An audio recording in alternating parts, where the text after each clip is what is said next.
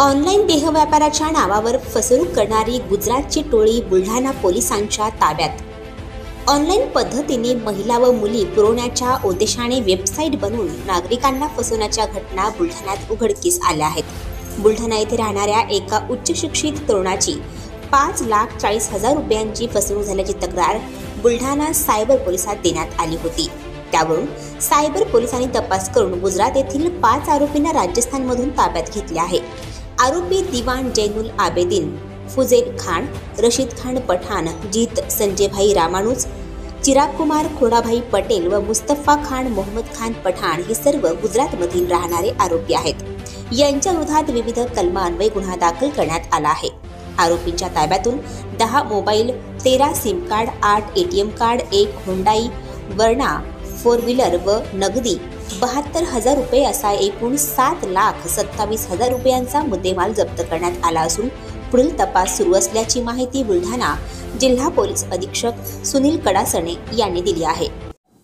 आता 24/12/23 ला बुलढाणा शहरामध्ये एक वैद्यकीय शिक्षण घेणारा युवक आहे। त्यांनी काही साईट सर्च केल्या गुगलवरती आणि त्याच्यावरती त्यांनी एस्कॉर्ट्सची साईट सर्च केली। एस्कॉर्ट्स म्हणजे थोडक्यात हा वेश्या व्यवसायाचा एक प्रकार आहे।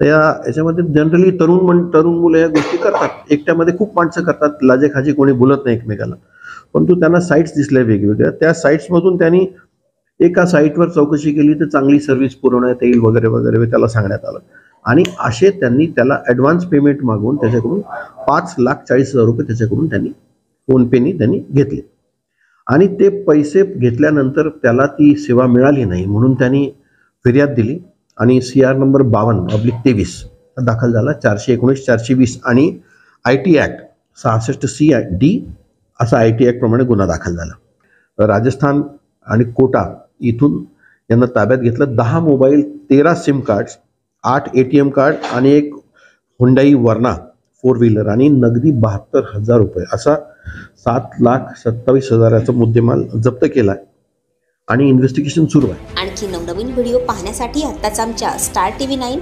चॅनलला सबस्क्राईब करा, लाईक करा, शेअर करा। Bureau report, star TV 9 Buldhana.